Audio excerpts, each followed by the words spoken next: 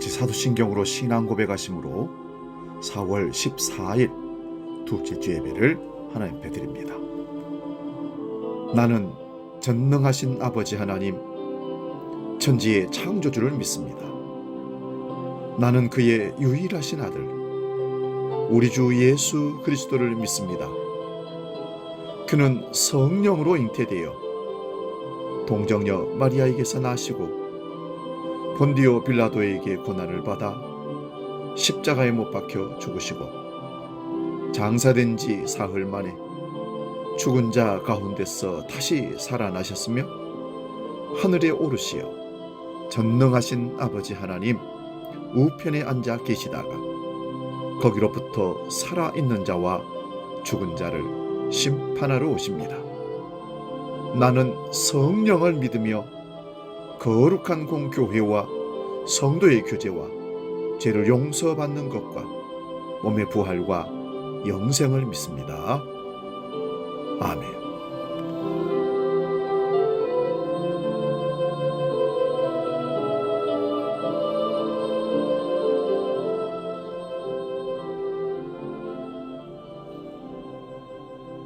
찬송가 285장 주의 말씀 받은 그날 함께 찬송합니다.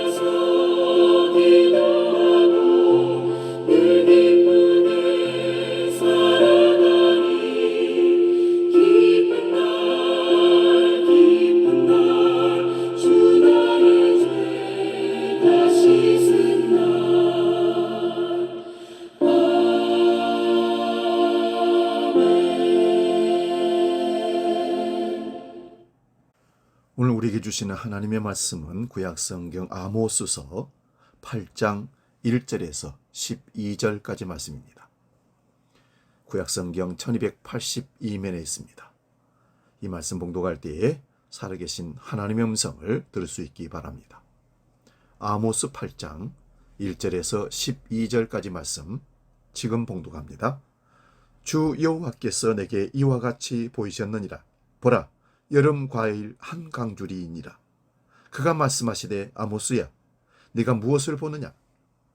내가 이르되 여름 과일 한 광줄이니이다 하매 여호와께서 내게 이르시되 내 백성 이스라엘의 끝이 이르렀은즉 내가 다시는 그를 용서하지 아니하리니 그날의 궁전의 노래가 애곡으로 변할 것이며 곳곳에 시체가 많아서 사람이 잠잠히 그 시체들을 내어버리리라. 주 여호와의 말씀이니라. 가난한 자를 삼키며 땅에 힘 없는 자를 망하게 하려는 자들아, 이 말을 들으라. 너희가 이르기를 월삭이 언제 지나서 우리가 곡식을 팔며 안식일이 언제 지나서 우리가 밀을 내게 할고 에바를 작게 하고 세계를 크게 하여 거짓 저울로 속이며 은으로 힘없는 자를 사며 신 한 켤레로 가난한 자를 사며 찌꺼기 밀을 팔자 하는도다. 여호와께서 야곱의 영광을 두고 맹세하시되 내가 그들의 모든 행위를 절대로 잊지 아니하리라 하셨나니 이로 말미암아 땅이 떨지 아니하겠으며 그 가운데 모든 주민이 애통하지 않겠느냐. 온 땅이 강에 넘침같이 솟아오르며 애굽강같이 뛰놀다가 낮아지리라. 주 여호와의 말씀이니라. 그날에 내가 해를 대낮에 지게 하여 백주의 땅을 캄캄하게 하며 너희 절기로 애통으로 너희 모든 노래를 애곡으로 변하게 하며 모든 사람에게 굵은 배로 허리를 동이게 하며 모든 머리를 대머리가 되게 하며 독자의 죽음으로 말미암아 애통하듯 하게 하며 결국은 공고한 날과 같게 하리라. 주 여호와의 말씀이니라. 보라, 날이 이를지라 내가 기근을 땅에 보내리니 양식이 없어 주림이 아니며 물이 없어 가람이 아니요 여호와의 말씀 듣지 못한 기갈이라. 사람이 이 바다에서 저 바다까지 북쪽에서 동쪽까지 비틀거리며 여호와의 말씀을 구하려고 돌아다녀도 얻지 못하리니. 아멘. 오늘 봉독한 말씀으로 말씀이 없는 시대, 이런 제목으로 말씀 상고하면서 은혜를 나눕니다. 눈이 있어도 보지 못하고 귀가 있어도 듣지 못하는 시대, 진리가 거짓으로 들리고 거짓이 진리처럼 행사하는 시대, 교회는 다니지만 진리를 만나고 예수 그리스도를 진정으로 사랑하는 이가 적은 시대, 점점 신앙이 식어가고 믿음으로 살려고 몸부림치는 사람을 찾기가 힘든 시대가 오늘 우리가 사는 시대인 듯 합니다. 여러분, 병든 닭을 본 적이 있습니까? 먹이 활동에도 의욕이 없습니다. 힘이 없이 졸고만 있습니다.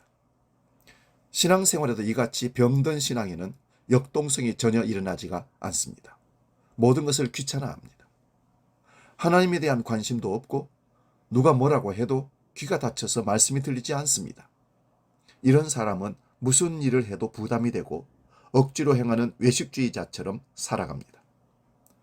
교회에 대한 생각이 멀어지면 하나님과의 거리도 그만큼 멀어집니다. 하나님에 대한 생각이 점점 희미해지면 차츰 하나님을 잊어가게 됩니다. 구약시대 제사장 엘리 시대가 살던 그 시대가 그랬습니다. 말씀이 희귀하여 하나님의 말씀이 들리지 않는 시대였다고 성경은 말씀합니다. 우리가 사는 이 시대에도 신앙생활의 모양은 있으나 말씀을 가슴으로 듣지 못하는 이들이 많습니다.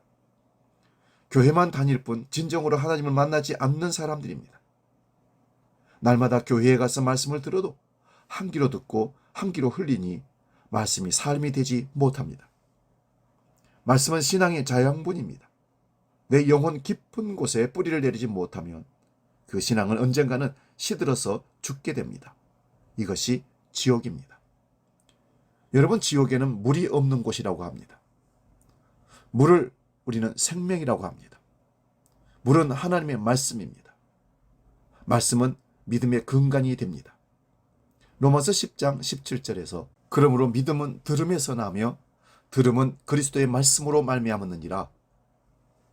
그러나 믿음은 아는 지식에 그치면 교만해질 뿐입니다.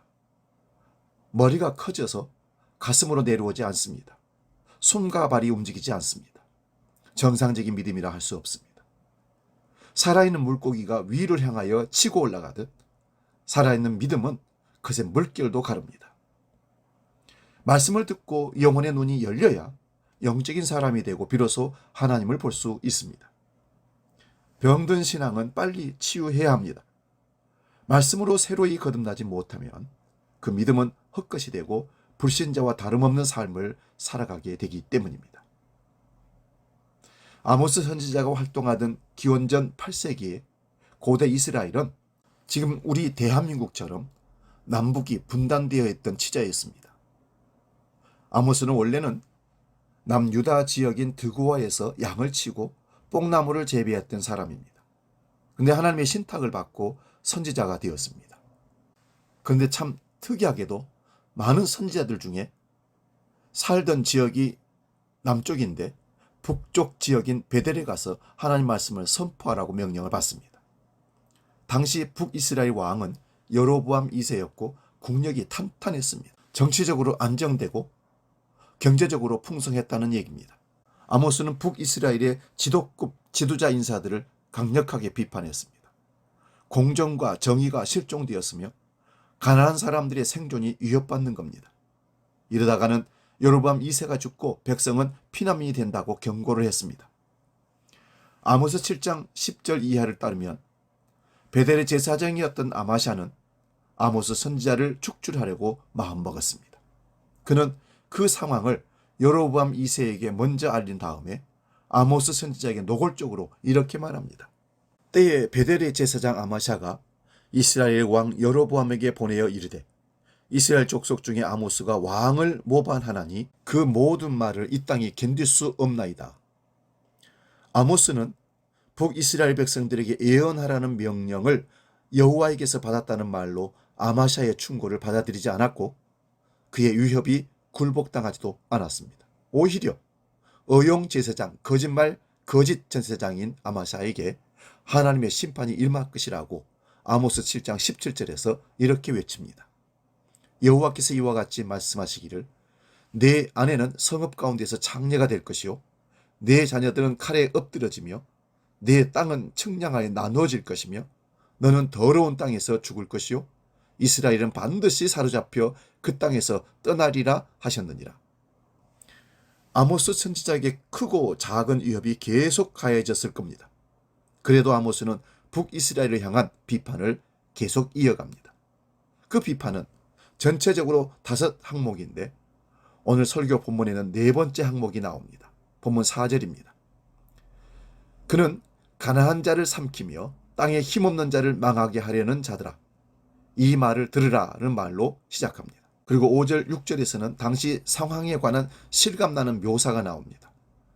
부자 지주들은 월삭과 안식일을 불편하게 여겼다는 겁니다. 그날이 빨리 지나야만 가난한 사람들에게 일을 시킬 수 있기 때문입니다. 노동시간을 늘리겠다는 뜻입니다. 밀을 팔 때도 일종의 뎨박, 예반은 적게 만들고 자기들이 받을 은전, 세계를 크게 만듭니다. 거짓 저울로 사람들을 속이는 겁니다. 6절에 나오는 신 한 켤레로 가난한 자를 사며라는 표현은 아모스 2장 6절에도 나옵니다.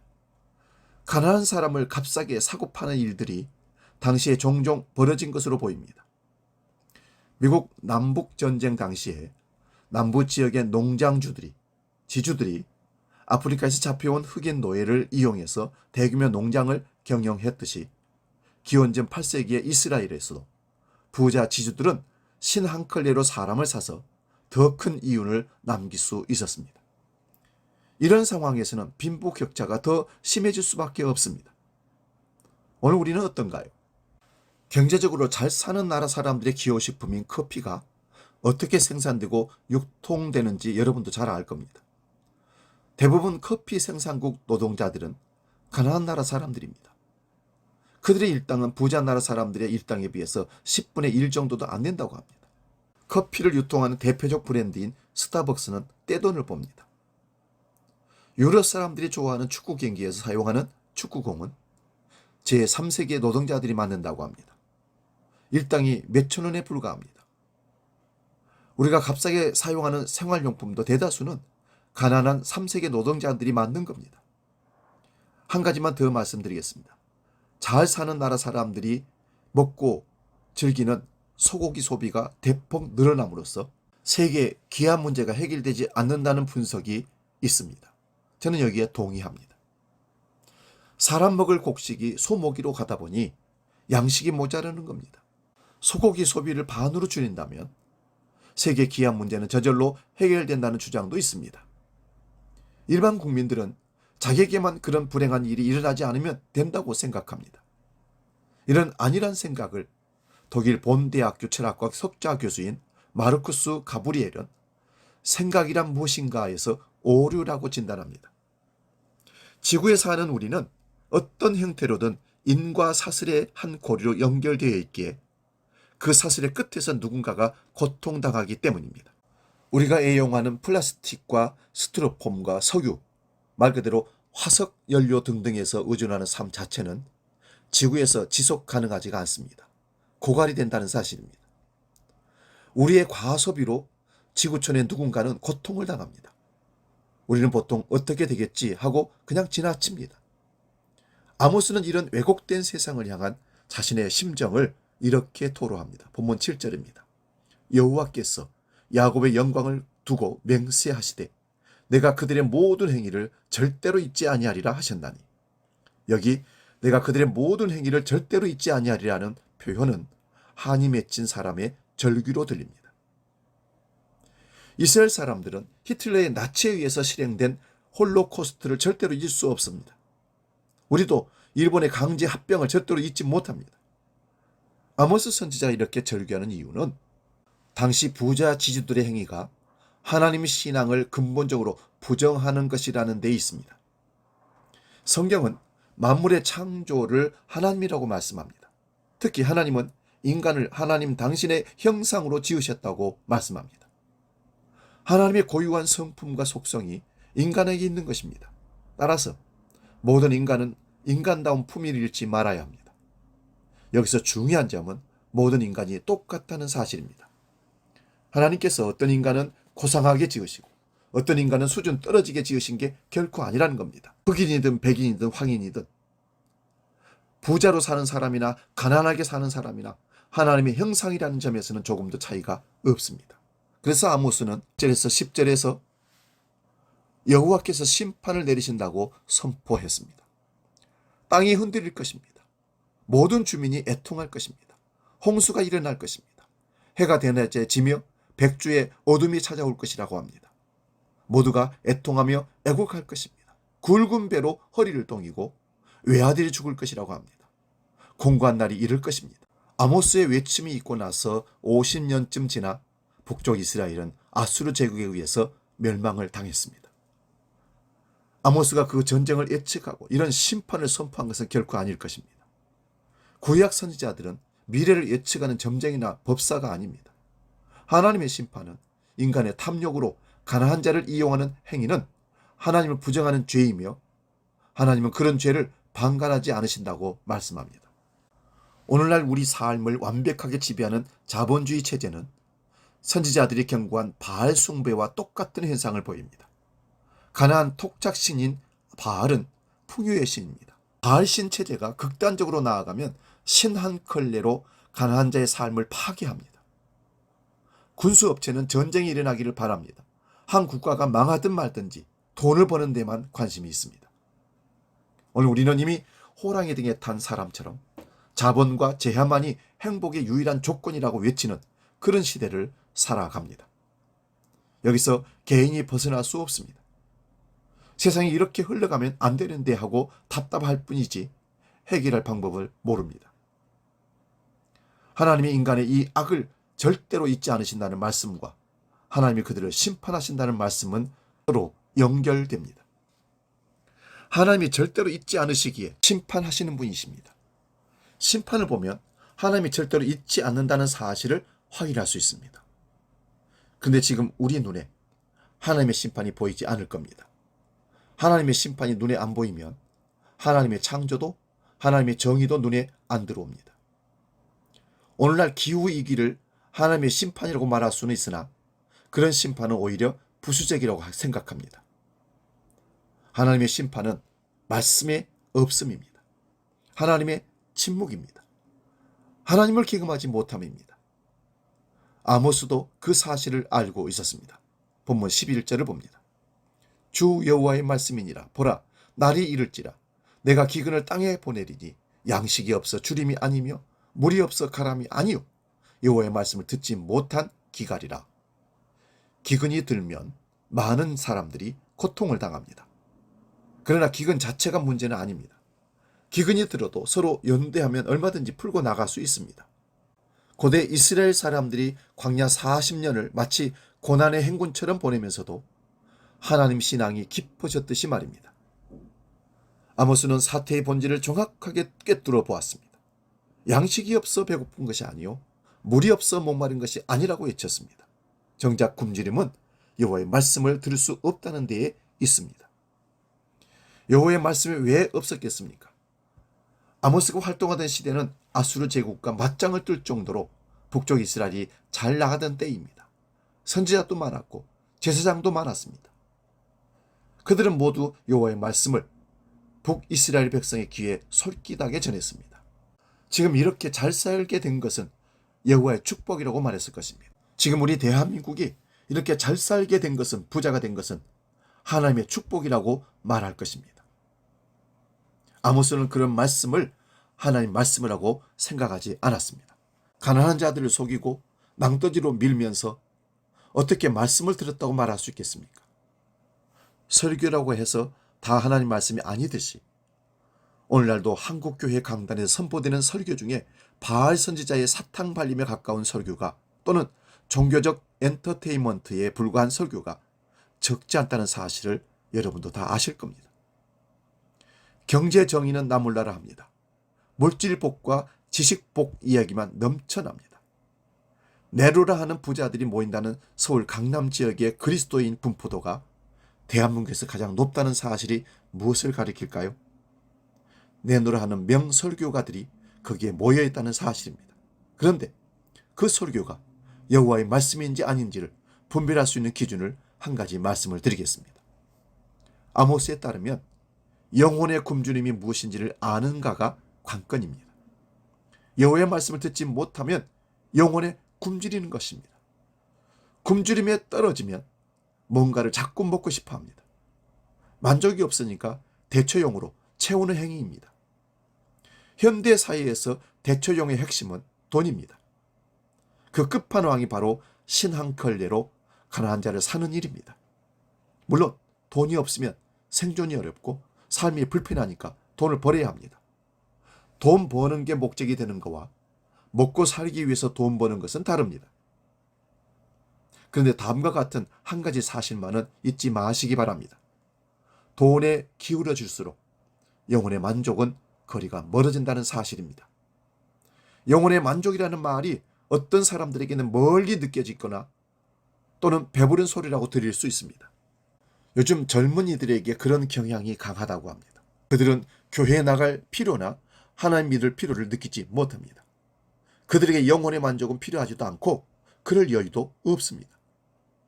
젊은이들이 자기 인생 설계에서 원하는 최선의 그림은 40살까지 돈을 충분히 번 다음에 더는 돈 버는 일을 하지 않고 인생을 즐기면서 사는 것이랍니다. 그런 인생이 펼쳐지면 영혼의 만족이 가능할까요? 그게 유토피아이고 파라다이스일까요? 사랑하는 여러분, 천국은 놀고 먹는 세상이 아닙니다. 자기의 십자가를 지고 예수와 그의 가르침을 따르는 삶에서 영혼의 참된 만족이 주어지는 것이 천국입니다. 우리가 예수님의 제자가 된다는 말은 하나님이 행하실 새로운 세상을 기다린다는 뜻입니다. 그 새로운 세상이 곧 하나님의 나라입니다. 그 새로운 세상을 실제로 경험할 때 영혼의 만족이 주어집니다. 비유적으로 이렇게 설명합니다. 여기 동네 놀이터에 노는 아이들이 있습니다. 당연히 화도 내고 싸우기도 하고 울기도 합니다. 왕따를 시키는 아이들도 있고 당하는 아이들도 있습니다. 한 아이는 이렇게 놀다가 조금 있으면 집으로 돌아가야 한다는 사실을 잘 알고 있습니다. 집에는 정말 좋은 게 많습니다. 그 아이가 돌아갈 집에는 부모와 형제들과 책과 장난감 그리고 침대, 맛난 음식이 있습니다. 지금 친구들과 놀면서 짜증나는 일이 벌어져도 이 아이는 걱정하지 않습니다. 이런 놀이터와 전혀 다른 세상이 기다리고 있다는 사실을 알기에 이 아이는 지금의 삶을 축제로 받아들입니다. 축제가 끝나면 더 좋은 세상이 기다리고 있으니 얼마나 안심되고 만족스럽겠습니까? 영혼의 만족이 있으니 그는 신 한 클레로 가난한 자를 이용하는 일은 도저히 하지 못합니다. 그렇다고 묵과하지도 않습니다. 오늘 여기의 삶을 축제로 만드는 새로운 세상, 즉 하나님 나라가 손에 잡히지 않는다고 말씀하고 싶으신 분들이 계시다면 본문 12절 말씀을 들어보시기 바랍니다. 말씀의 부제가 어떤 건지를 확인할 수 있을 것입니다. 사람이 이 바다에서 저 바다까지, 북쪽에서 동쪽까지 비틀거리며 여호와의 말씀을 구하려고 돌아다녀도 얻지 못하리니, 세상을 다 뒤져 얻으려 했으나 얻을 수 없었던 여호와의 말씀을 생명이나 사랑으로 혹은 안식과 행복으로 바꿔서 읽어보시기 바랍니다. 사람이 이 바다에서 저 바다까지, 북쪽에서 동쪽까지 비틀거리며 여호와의 생명을, 사랑을 구하려고 돌아다녀도 얻지 못하리니, 사랑하는 여러분, 여러분은 아모스가 말하는 여호와의 말씀을 얻었습니까? 영혼의 만족이 느껴지십니까? 그래서 오늘의 삶을 감사와 축제로 경험하십니까? 혹은 안타깝게도 오늘 12절이 말하듯이 여전히 비틀거리며 돌아다니기만 하십니까? 그렇다면 말씀을 붙잡으시기 바랍니다. 그 말씀 앞에 서시기 바랍니다. 그 말씀으로 만족을 누리며 능력을 경험할 수 있기를 바랍니다. 복음 찬양, 말씀 앞에서 찬양하고 기도하고 마치겠습니다.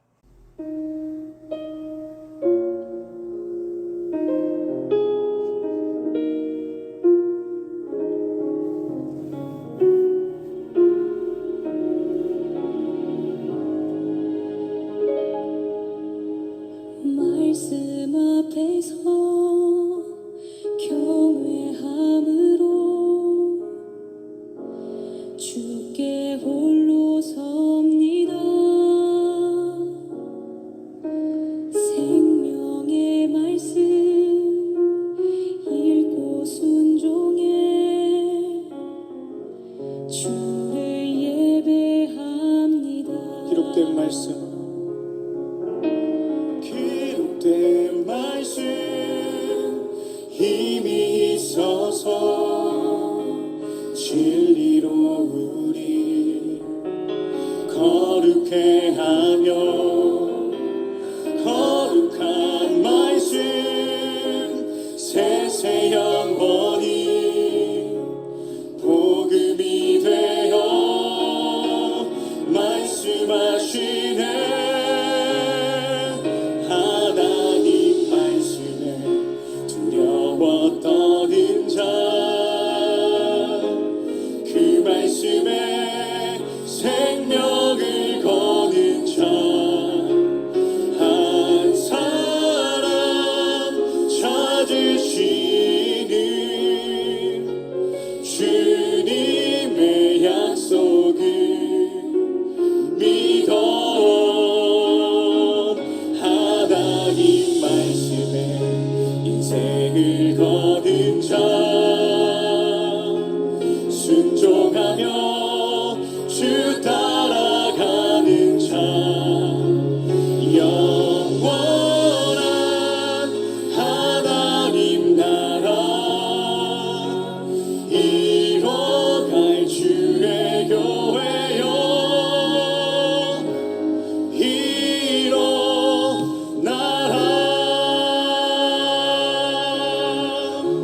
말씀 앞에서, 말씀 앞에서 경외함으로 주께 홀로 섭니다. 생명의 말씀, 생명의 말씀 읽고 순종해 주님을 예배합니다. 주를 예배합니다. 기록된 말씀, 기록된 말씀 힘이 있어서 진리로 우리 거룩해